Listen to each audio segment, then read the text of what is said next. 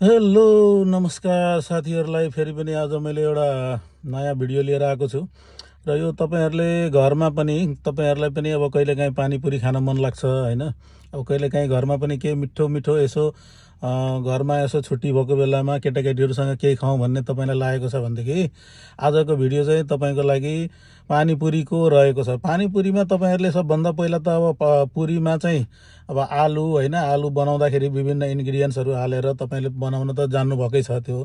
तर के छ भने पानीपुरीको झोल बनाएन भनेदेखि पनि मिठो हुँदैन क्या।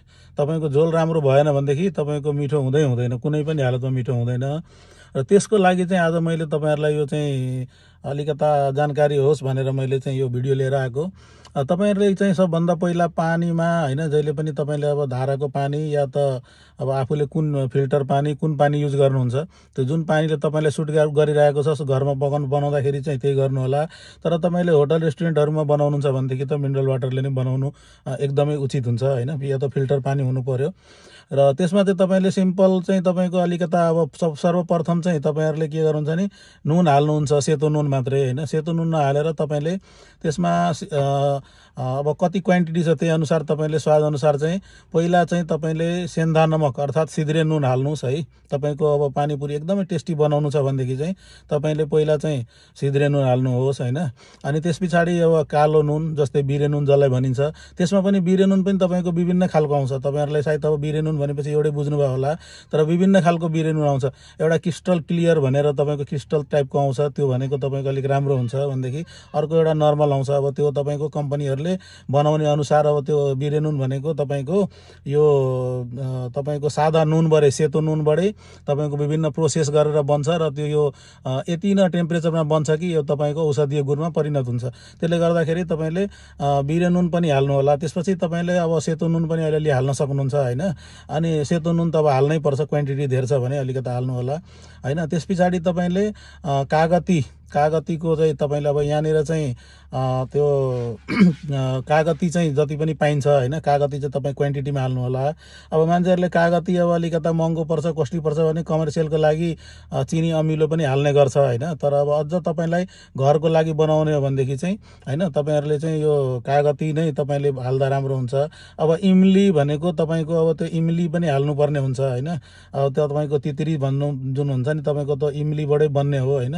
अब त्यो खालको त्यो तपाईँको यतातिर एभाइलेबल छैन, त्यही भएर कागती अलिकता मजाले हाल्नु होला हैन। र त्यसपछि पानीपुरी मसला हजुरको अब बजारमा पाइहाल्छ, तपाईँहरूको नजिकमा जुन पाउँछ त्यो हाल्दा पनि भयो। नभए रियलाइजको पनि तपाईँको पानीपुरी मसला चाहिँ हजुरहरूले देख्न सक्नुहुन्छ।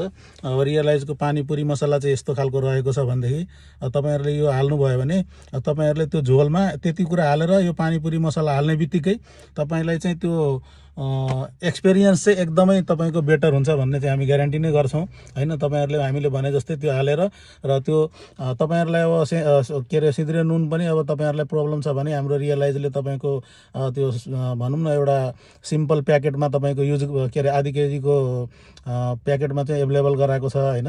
अब पिसेको पनि हुन्छ। अनि त्यस पछाडि तपाईँले ढिक्का पनि लिन सक्नुहुन्छ। हामीले त्यो चाहिँ अब हाम्रो कस्टमरहरूलाई अलिकता सुविधा होस् भनेर हामीले पसलमा पनि उपलब्ध गराएका छौँ हैन। अनि हजुरहरूले चाहिँ घरमै पनि युज गरिराख्नु भएको हुन्छ भनेदेखि अब यसो रियलाइजको पानीपुरी मसला पनि मिसाउनुहोस् र मस्त सब परिवार मिलेर आनन्द लिनुहोला। र होटलहरूमा पनि तपाईँको कस्टमरको चाहिँ लाइन लगाउनु छ भनेदेखि अब रियलाइजलाई पनि एकचोटि ट्राई गर्नुहोस् हैन।